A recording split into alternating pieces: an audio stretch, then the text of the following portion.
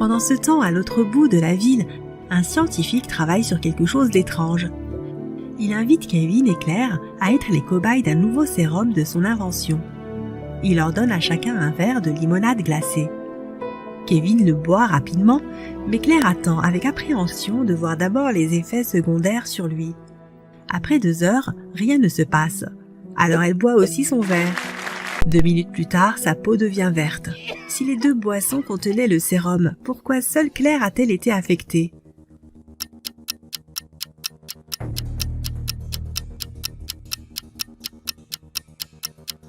Le sérum était dans les glaçons. Comme Kevin a bu rapidement, il n'a pas eu le temps de se diluer dans la limonade. Claire sort du laboratoire en courant, horrifiée. Elle monte dans sa voiture et part à toute vitesse. Alors qu'elle roule sur une longue route vide, un de ses pneus éclate. Heureusement qu'elle a un pneu de rechange. Mais voilà le problème. Elle n'a plus d'écrou pour mettre la roue de secours. Que doit-elle faire ?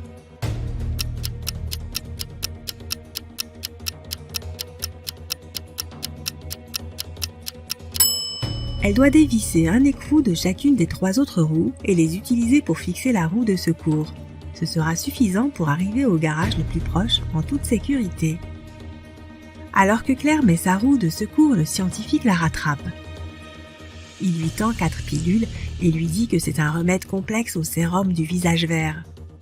2 des pilules sont un antidote et les 2 autres sont un catalyseur qui l'active. Claire doit en prendre une de chaque type en même temps. Si elle en prend 2 du même type, son visage restera vert pour toujours. Au moment où le scientifique lui tend les pilules, il trébuche et elles se mélangent toutes. Or, elles ont l'air parfaitement identiques. Que doit faire Claire ?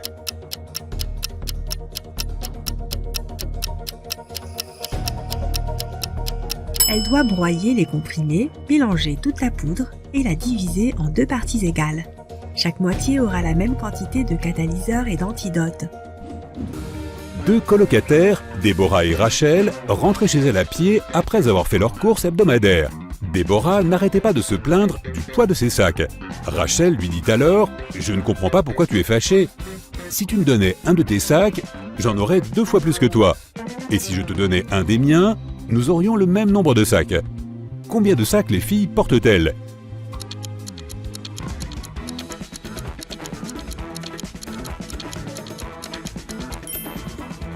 Rachel avait 7 sacs, tandis que Déborah n'en avait que 5. Josh, l'assistant du détective Black, est arrivé en retard au travail. Quand il est enfin apparu, il a raconté à son patron l'histoire suivante. « Je roulais sur l'autoroute quand j'ai vu un homme inconscient allongé sur le côté gauche de la route. Je l'ai soulevé et l'ai emmené à l'hôpital le plus proche. Finalement, il a repris ses esprits. Il m'a dit qu'il avait été poussé hors d'un véhicule en marche. Le sac avec tout son argent et ses documents était resté à l'intérieur. Mais le détective Black a dit que l'homme mentait. Comment l'a-t-il compris ?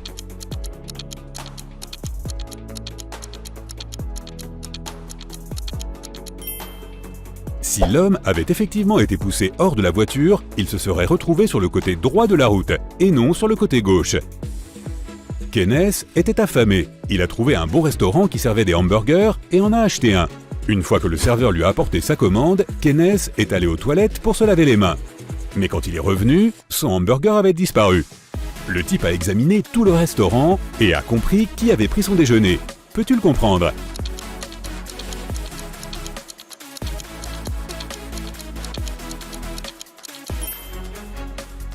C'est la jeune femme avec un chien assis à ses pieds et qui renifle l'air.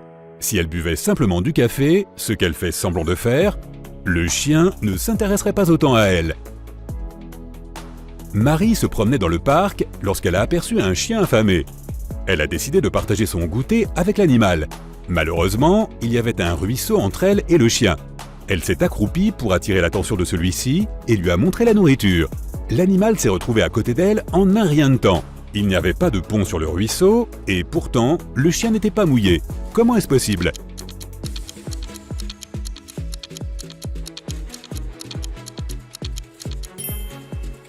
C'est arrivé en hiver et le ruisseau était gelé. Un riche entrepreneur a disparu de son bureau. La seule chose qu'il ait laissée derrière lui est une note avec les chiffres 6, 4, 9, 10 et 11 et un calendrier. La police a 5 suspects, James, Kevin, Carol, Jason et Laura. Qui sait quelque chose sur la disparition de l'homme?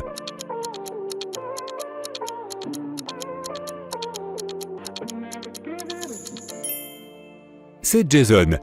Les nombres représentent les mois de l'année, et les premiers chiffres de ces mois forment le nom du coupable, J-A-S-O-N. Matthew a acheté un nouveau smartphone et un étui pour celui-ci. Il a payé 310 $. L'appareil a coûté 300 $ de plus que l'étui. Combien Matthew a-t-il payé pour le téléphone?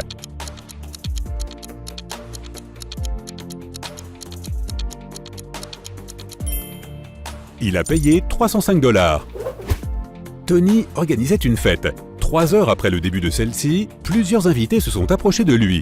Ils ont demandé où ils pouvaient recharger leur téléphone.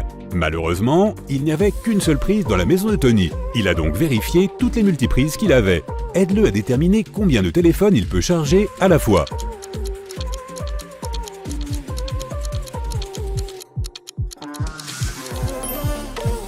Tony peut charger 8 téléphones. Regarde, une des extensions a le cordon coupé. Celle qui n'a qu'une seule prise est littéralement inutile. Une des multiprises n'a pas de cordon du tout. Une autre a un trou manquant pour y mettre une fiche. De plus, une prise sur chacune des 2 multiprises servira aux fiches des autres extensions. Un riche homme d'affaires a appelé la police. Lorsqu'il est arrivé à son bureau le matin, il s'est souvenu qu'il avait laissé un tas de documents importants dans son coffre-fort à la maison. Il a envoyé son secrétaire, John, les apporter. Mais celui-ci a appelé une demi-heure plus tard. Il affirmait que le coffre était ouvert. Les documents étaient toujours à l'intérieur, mais tout l'argent avait disparu. La police a examiné le bureau de l'homme d'affaires. Ils ont essayé de trouver des empreintes digitales, rien du tout. Le détective avait 3 suspects, le secrétaire lui-même, Mark, le neveu de l'homme d'affaires et la gouvernante. Le secrétaire a dit qu'il avait appelé son patron dès qu'il avait vu le coffre. Mark a dit « J'ai ouvert la porte à John, puis je suis allé dans ma chambre et n'ai appris l'accident qu'après que John m'ait appelé. » La gouvernante a déclaré à la police qu'elle avait été très occupée par ses tâches ménagères et qu'elle n'était pas allée au bureau depuis la veille au soir. Qui a pris l'argent?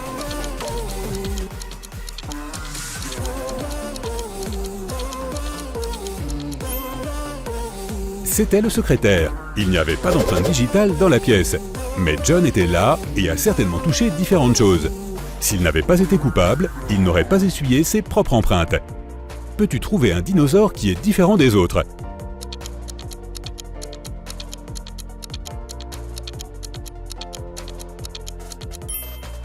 Exact, c'est celui-là.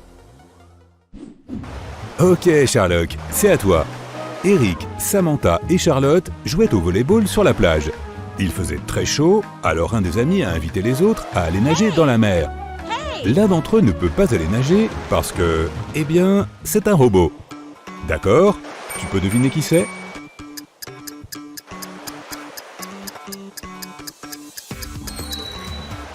C'est Samantha. D'abord, c'est la seule qui n'est pas en sueur ou avec les joues rouges à cause de la chaleur. De plus, on pourrait croire qu'elle porte un petit collier, mais en fait c'est un port USB. Cela lui sert à rester branché, tu comprends? Jane a pris le bus pour rentrer du travail. Elle était fatiguée après une longue journée, mais elle n'avait pas pu s'asseoir parce que c'était plein à craquer. Certains passagers se comportaient bizarrement, et elle craignait qu'il s'agisse de zombies. Quels passagers sont des zombies?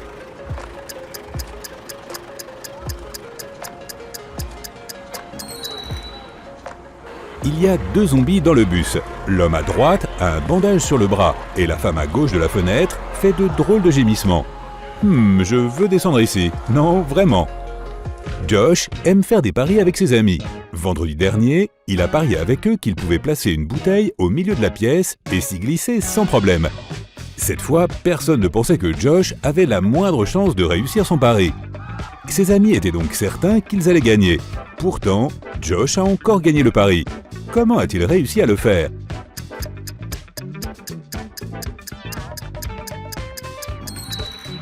Il a dit qu'il pouvait placer une bouteille dans la pièce et se glisser dedans, mais il n'a pas mentionné s'il allait se glisser dans la bouteille ou dans la pièce. Il a donc rampé dans la pièce sans problème et a gagné le pari. Oh, il est fou ce Josh!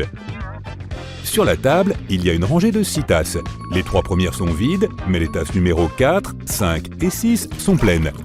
Tu dois changer l'ordre pour que les tasses vides et les tasses pleines s'alternent. Tu ne peux toucher qu'une seule tasse et tu ne peux pas pousser ou déplacer les tasses à l'aide d'une autre tasse. Comment vas-tu faire ?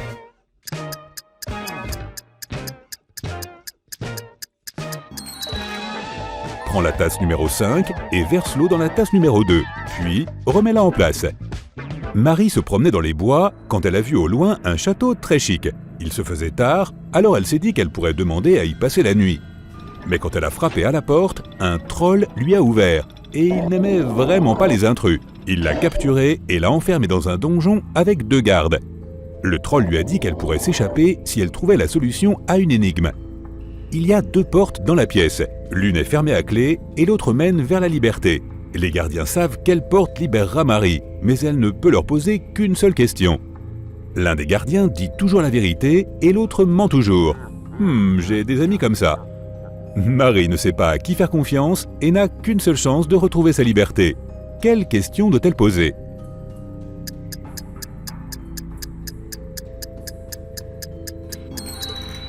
Si Marie dit « Si je demande à ton collègue de me montrer le chemin vers la liberté, il me montrera quelle porte ?» Quel que soit le gardien qui répondra, il montrera la porte fermée. L'un mentira et montrera la mauvaise porte, et celui qui ne ment pas montrera aussi la mauvaise porte, puisque c'est celle que choisira celui qui ment. Ainsi, Marie connaît la mauvaise porte et elle doit choisir l'autre. Tu as 2 cordes et une boîte d'allumettes. Si tu allumes chacun des côtés de la corde, elles brûleront pendant 60 minutes. Comment peux-tu utiliser ces cordes pour obtenir une durée de 45 minutes ?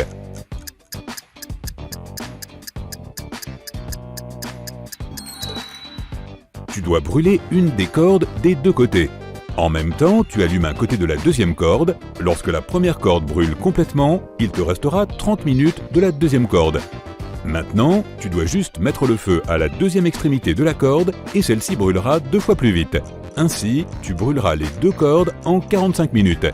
Et ce qui se passera dans 45 minutes est encore un mystère. Tout le monde dans la ville pensait que Jack était bête, car chaque fois que quelqu'un lui proposait de choisir entre une pièce de 50 cents ou un billet de $1, il choisissait toujours la pièce de 50 cents. Tous les gens de la ville lui faisaient la même offre, pour voir s'il allait apprendre un jour. Il n'a jamais saisi un seul billet. Les gens de la ville ne se rendaient pas compte que Jack était en fait un génie. Mais qu'est-ce qu'il y avait de si malin dans ce que faisait Jack ?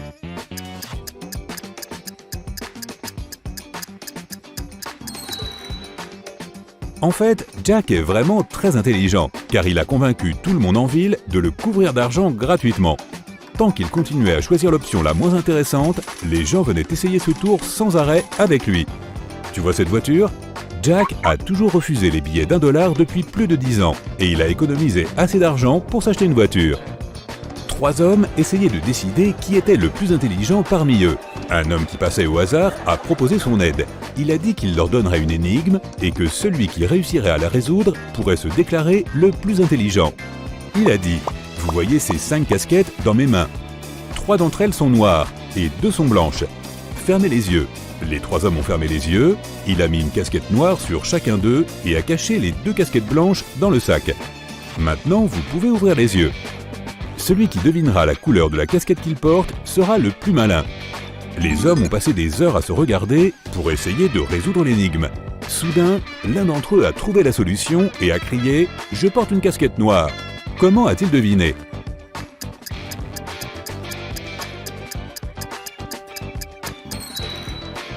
Bon, ok, il n'a pas vraiment deviné. Il a essayé de réfléchir de manière logique, mais il n'y avait pas de réponse rationnelle. Il a donc regardé son reflet dans une flaque d'eau voisine. Après le dîner, Brad et Betty sont allés se promener dans le parc. Ils étaient tellement concentrés l'un sur l'autre qu'ils se sont complètement perdus. Ils ont commencé à chercher une sortie et sont arrivés à un croisement bizarre. Il y avait 4 routes différentes. Chaque route avait un panneau, mais les panneaux n'avaient pas de mots. Pourtant, Brad et Betty savaient quel chemin prendre. Et toi ?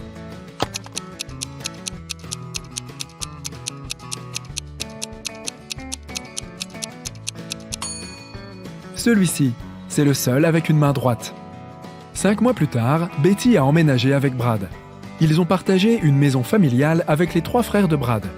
Un jour, Betty a reçu un longboard tout neuf en guise de cadeau pour l'anniversaire de Brad.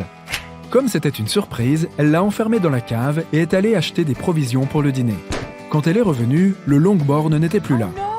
Elle a compris qu'un des 4 frères avait dû lui faire une farce. Brad a dit qu'il n'avait rien vu. Jim a dit qu'il l'avait vu le longboard en passant devant le sous-sol, mais qu'il était pressé pour aller s'entraîner. Mike a dit qu'il avait passé la journée en bas à faire des cookies pour son club scientifique. Et Bill a dit qu'il était en voyage d'affaires.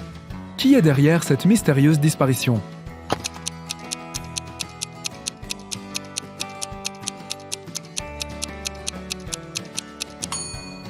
Jim, Betty avait fermé la chambre à clé. Ça veut dire qu'il n'a pas pu voir le longboard à moins d'entrer par effraction.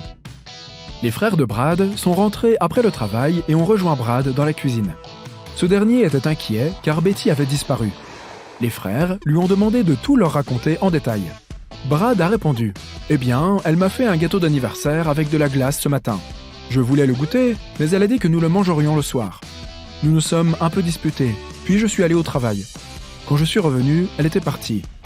Dès que les frères ont entendu l'histoire de Brad, ils l'ont traité de menteur. Pourquoi ?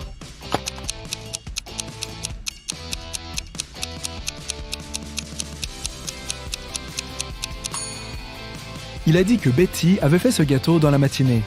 Alors, pourquoi la glace n'a pas encore fondu ? Brad a trouvé un travail comme professeur de chimie.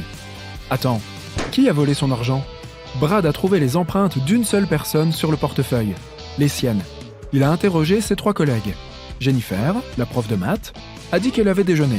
Becky, la prof d'histoire, a dit « Je ne me sentais pas bien hier, alors je suis rentré plus tôt ». Et Sam, le professeur d'anglais, a dit qu'il était en train de corriger les devoirs de ses élèves dans sa classe. Qui est le voleur ?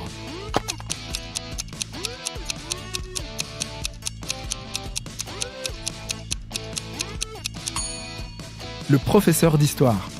Elle a utilisé des gants pour voler l'argent et les a ensuite jetés à la poubelle. Betty et Brad marchaient dans la rue. Soudain, ils ont rencontré un type à l'allure bizarre. Il s'est présenté comme un magicien et a demandé « Vous voulez devenir riche ? Déchiffrez ce code à 3 chiffres et l'argent sera à vous. » Il leur a donné une lourde valise avec une serrure à combinaison et un morceau de papier avec cette énigme. Dans la première ligne, un chiffre est correct et bien placé. Dans la deuxième ligne, rien n'est correct. Dans la troisième ligne, 2 chiffres sont corrects mais mal placés. Dans la 4e ligne, un chiffre est correct mais mal placé.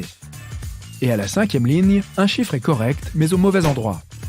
Peux-tu les aider ?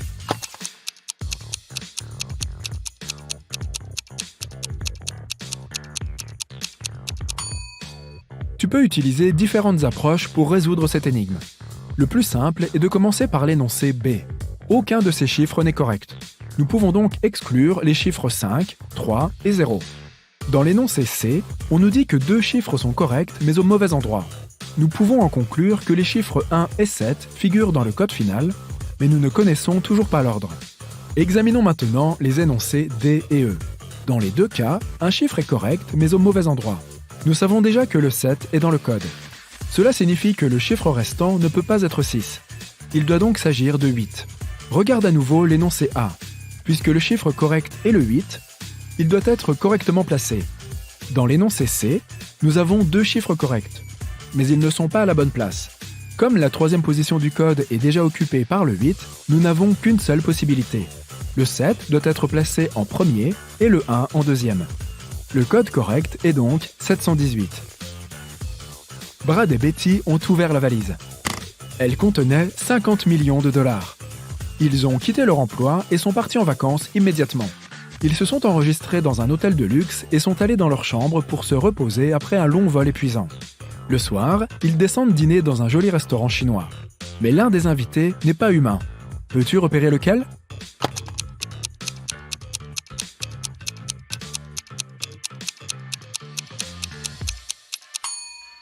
Regarde de plus près l'assiette de ce gars. Ça ne ressemble pas du tout à de la nourriture humaine. Lorsque Betty et Brad sont retournés dans leur chambre après le repas, ils ont découvert que tout leur argent et leurs appareils avaient disparu. Oh non! Le responsable de la sécurité de l'hôtel a posé la même question à 3 clients. Qu'avez-vous fait au cours des 2 dernières heures ? Dan a dit qu'il avait passé toute la soirée dans la zone de la piscine. Courtney a dit qu'elle avait passé du temps dans sa chambre avec ses copines et qu'elle n'avait rien à voir avec le vol.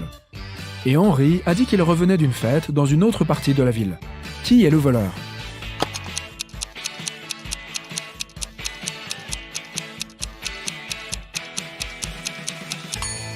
Courtney. Le responsable de la sécurité n'a pas mentionné de vol, mais elle a tout de suite commencé à chercher des excuses. Sam se promenait dans les montagnes. Il rencontra une jolie fille et passa toute la journée avec elle.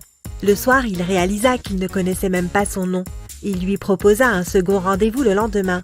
Elle accepta, mais à une condition. Il devait deviner son nom. Sam était peiné. Heureusement, la fille l'aimait bien. Elle écrivit quelque chose sur un morceau de papier, un indice.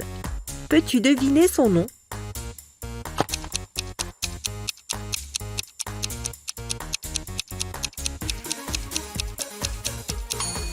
Ignore les chiffres et concentre-toi plutôt sur les lettres.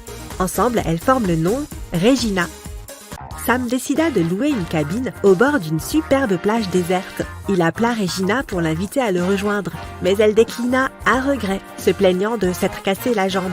Sam lui proposa de venir se reposer chez lui. Il la prit dans ses bras et la porta ainsi jusqu'à la cabane comme un vrai gentleman. Regina eut faim et demanda à Sam d'aller acheter quelque chose à manger. À son retour, il réalisa que sa maison venait d'être cambriolée. Regina déclara qu'elle avait dormi et donc qu'elle n'avait pas vu les cambrioleurs. Sam appela alors la police et dit « Je suppose que ma nouvelle petite amie est une voleuse. Comment est-il arrivé à cette conclusion ?»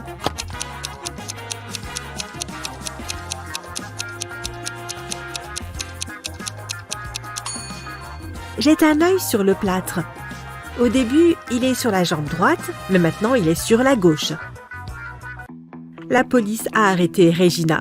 Ils ont également mis 3 suspects en détention. Jacques expliqua qu'il promenait son chien dans les environs.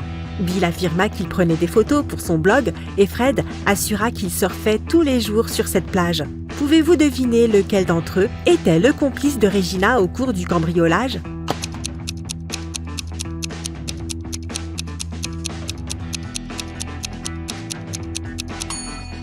C'est Bill.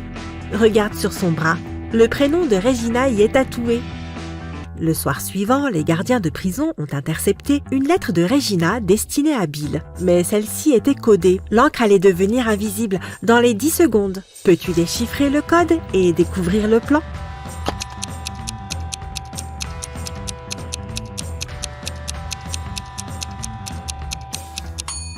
Il est écrit « Évasion ce soir ».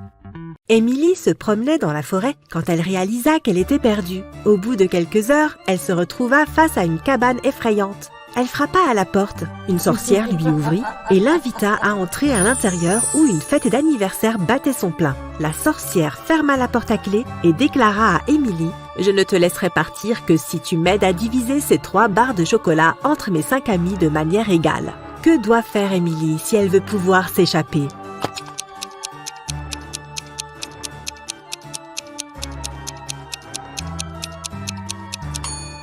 Eh bien, elle devra casser chacun des morceaux de chocolat en 5 parts. De cette façon, chacun aura 3 portions au total. Emily saute en parachute. Elle doit trouver immédiatement où atterrir. Il y a 4 zones d'atterrissage. Une forêt tropicale remplie de crocodiles et d'autres animaux sauvages, un puits profond impossible à escalader, un volcan en éruption, et enfin un désert étouffant sans la moindre goutte d'eau. Que devrait choisir Emily ?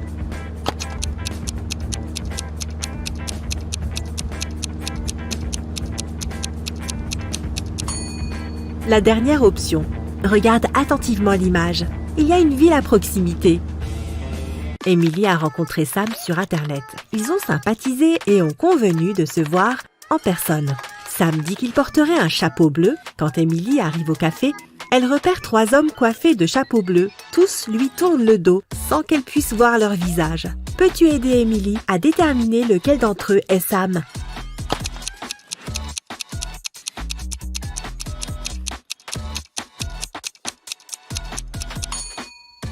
Regarde le miroir sur le mur.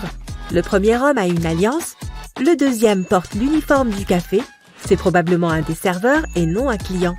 Le dernier est sûrement Sam. Il tient même une rose, prêt pour le rendez-vous. Henri en pinçait pour Emily depuis sa première année d'études. Quand finalement, prenant son courage à 2 mains, Henri lui propose de sortir avec lui, elle refuse. Elle a déjà un petit ami, Sam. Henri fut vraiment dépité.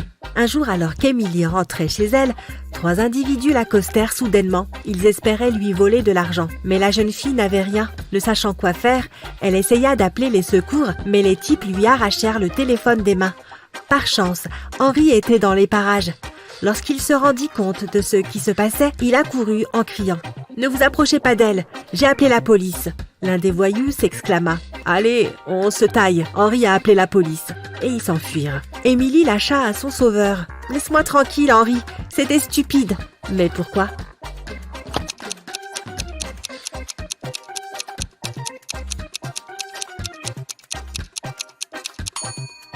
Émilie a réalisé que c'était un coup monté. Sinon, comment ces gars pouvaient connaître le nom d'Henri ?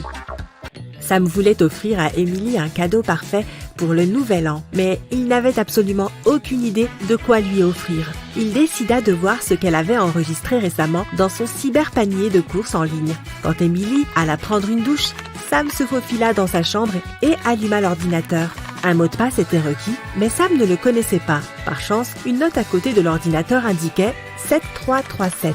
Sam l'essaya aussitôt sans résultat. Quel est le mot de passe ?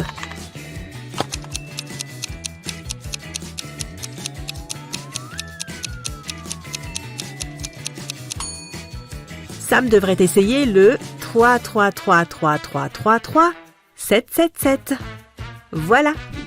La recherche de l'arrêt de bus a été longue et nos amis ont un petit creux. Ils décident d'acheter de la nourriture. Un seul de ces distributeurs est fiable. Lequel ?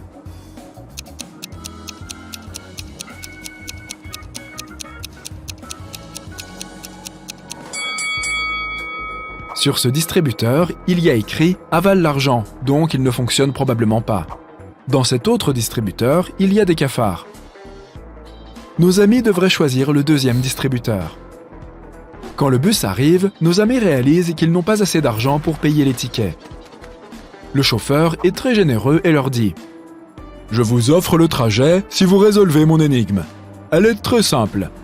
Pourquoi est-ce que le 4 a peur du 5 ?» Amy trouve tout de suite la réponse. Tu as trouvé aussi ?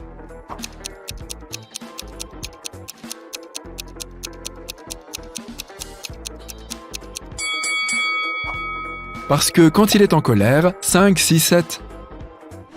Nos amis s'assoient dans le bus. Est-ce que tu remarques quelque chose d'étrange ?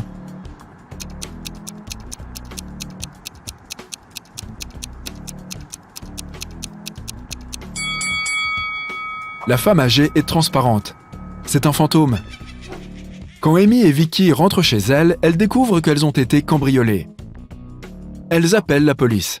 Le détective interroge 3 voisins. Marie dit « Le week-end dernier, mon mari Rick et moi étions en train de faire bronzette aux Maldives. Rick a pris un coup de soleil et nous sommes rentrés plus tôt que prévu. On vient juste de rentrer de l'aéroport. » Love répond « Je crois que j'ai vu une personne suspecte avec une capuche qui traînait autour de chez vous il y a quelques heures. » Johanna dit « Mon copain et moi avons fêté notre anniversaire dans un restaurant. On vient juste de rentrer. » Qui ment ?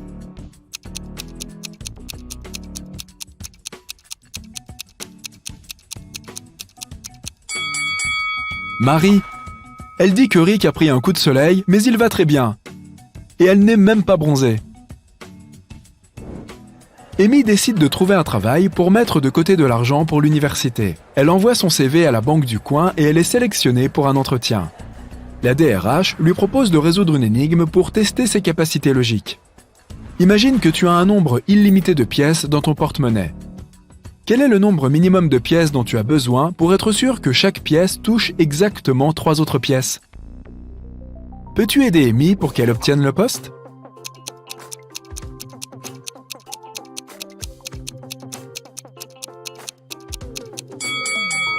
La bonne réponse est 4. Elle doit mettre 3 pièces à plat sur la table pour qu'elles forment un triangle et que leurs extrémités se touchent. Elle peut ensuite poser la 4e pièce au milieu sur les autres. Amy obtient le poste à la banque. Après son premier jour de travail, en rentrant chez elle, elle réalise qu'elle a oublié son téléphone. Elle retourne sur ses pas et récupère son téléphone. Elle entend de drôles de bruits qui viennent du coffre-fort de la banque. Elle entre et y trouve 3 hommes. Elle remarque tout de suite que l'un d'eux est un imposteur. Lequel ?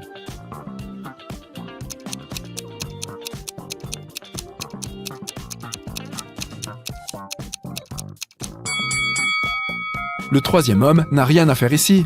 Regarde, il a un badge de police. Il est sûrement en mission incognito. Les voleurs s'enfuient et enferment Amy et l'officier de police dans le coffre-fort. Ils doivent résoudre cette énigme pour ouvrir la porte.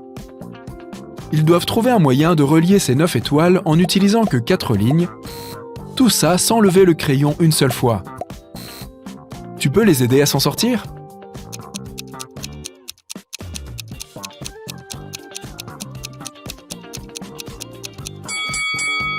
Il faut être créatif pour résoudre ce casse-tête. Cette forme suit toutes les consignes. Est-ce que tu as trouvé mieux ? Amy achète des fleurs pour l'anniversaire de sa sœur. Alors qu'elle parcourt le chemin de retour avec le bouquet dans les mains, un homme masqué apparaît soudainement, lui vole les fleurs et s'enfuit vers le restaurant le plus proche. Amy se met à pleurer. Une voiture de police s'arrête près d'elle et un officier lui demande ce qui se passe. Ils entrent tous dans le restaurant pour trouver le coupable. Ils y trouvent 4 hommes, tous avec des bouquets semblables. Est-ce que tu repères le voleur ?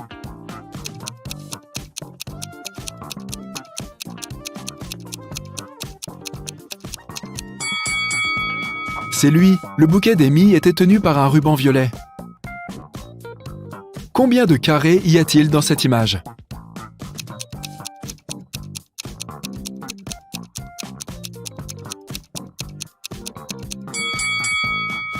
La bonne réponse est 40.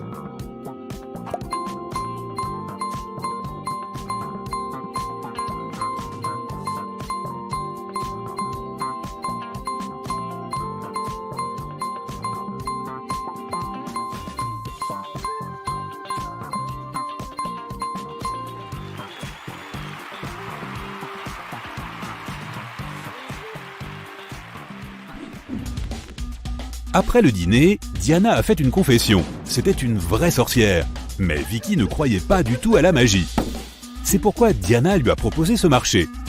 Si tu résous mon énigme, je vais utiliser de la magie pour réaliser ton plus grand souhait. Je suis beau, là-haut dans le ciel. Je suis magique, mais je ne peux pas voler. Pour certaines personnes, j'apporte la chance, pour d'autres, la richesse. Qui suis-je ? Peux-tu aider Vicky ?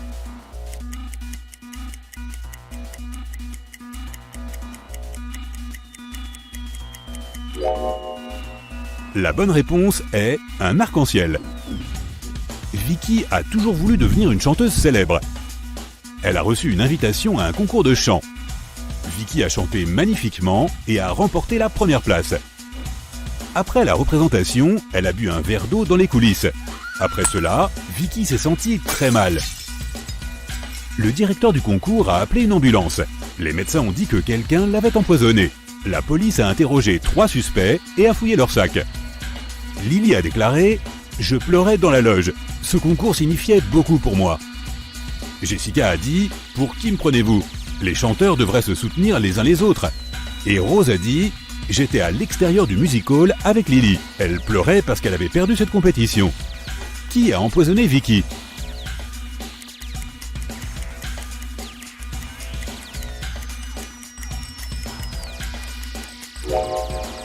Lily a dit qu'elle était dans la loge, tandis que Rose a dit qu'elles étaient à l'extérieur. Par conséquent, l'une des deux ou les deux mentent. Mais seule Rose a du dentifrice, mais pas de brosse à dents dans son sac. C'est plutôt suspect. Lorsque Vicky s'est rétablie, elle a vérifié sa boîte aux lettres et a trouvé 3 messages de différents producteurs de musique. Tom lui a proposé une tournée en Europe. Ryan a proposé à Vicky de travailler sur son premier album dans sa maison de disques à New York.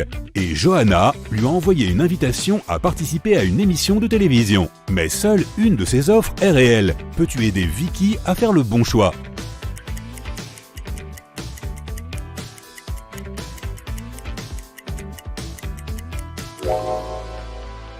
Le message de Johanna est un spam. Le nom de Vicky n'est mentionné nulle part et le texte contient un lien suspect. Ryan a envoyé à Vicky une photo de sa maison de disques, mais il y a des palmiers et une forêt tropicale derrière la fenêtre. Ce n'est clairement pas à New York. Donc Vicky devrait choisir Tom. Vicky rentrait d'une répétition et s'est retrouvée sur un portail magique. Elle s'est évanouie et s'est réveillée dans une forêt enchantée. Soudain, une méchante sorcière est sortie de nulle part et a donné le choix à Vicky. Si tu résous mon énigme, je te laisse partir.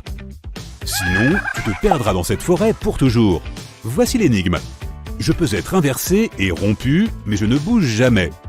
On peut me fermer, m'ouvrir et parfois m'annuler. Tu peux me sceller avec tes mains. Qu'est-ce que je suis? Malheureusement, Vicky n'a pas réussi à résoudre cette énigme. Et qu'en est-il de toi?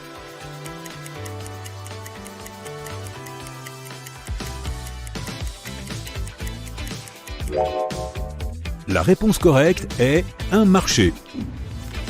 La méchante sorcière a laissé Vicky seule dans la forêt. Vicky a fouillé la zone et a trouvé 3 chemins menant au village le plus proche. Le premier chemin passe au milieu de loups affamés. Des plantes mutantes géantes attendent dans le deuxième chemin. Elles mangent tous les mammifères, y compris les êtres humains. Et le troisième chemin est couvert d'un tas d'insectes et de vers. Quel chemin doit prendre Vicky?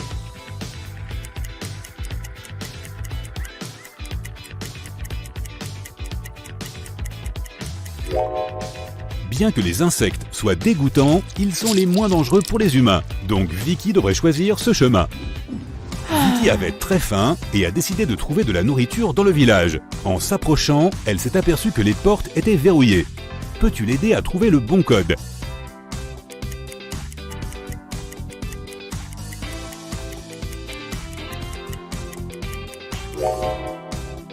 Regarde l'écran. Il faut un code à 4 chiffres. Quelqu'un a décoré les portes avec ce symbole. C'est un indice. Si on divise ce symbole en 4 parties, on verra qu'il est composé de 4 2. Donc Vicky doit taper 2, 2, 2, 2 et entrer. Lorsque Vicky est entrée dans le village, une fée en colère l'a arrêtée et lui a dit « Pas si vite, madame. Tu dois d'abord résoudre une énigme. Que dois-tu faire quand tu vois un homme vert ?» Vicky a tout de suite résolu cette énigme. Et toi?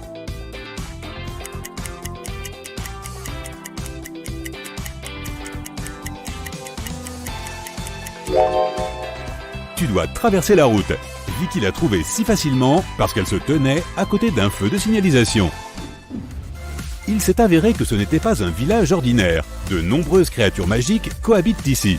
Vicky est entrée dans le club local et a demandé de la nourriture. Mais le propriétaire, Fred le loup-garou, a dit « Si tu veux manger, tu dois travailler ». Maintenant, le travail de Vicky est de vérifier les cartes d'identité des clients. Elle ne doit pas laisser entrer les personnes suspectes ou les moins de 21 ans. Jette un coup d'œil à ces 3 cartes d'identité et décide qui ne doit pas entrer dans le club.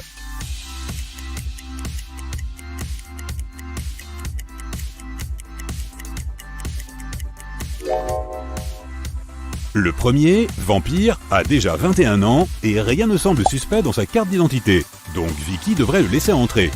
Et cette femme loup-garou a l'air bien aussi.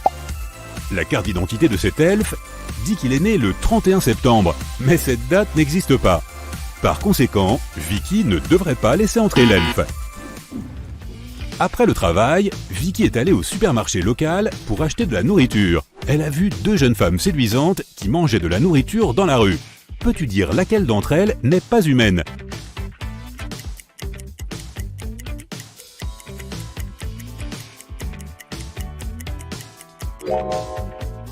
Regarde de plus près cette glace. De la viande crue?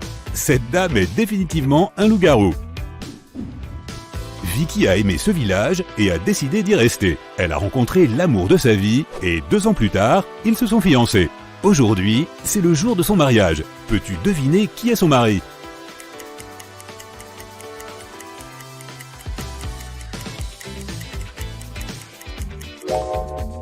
C'est le 3e type.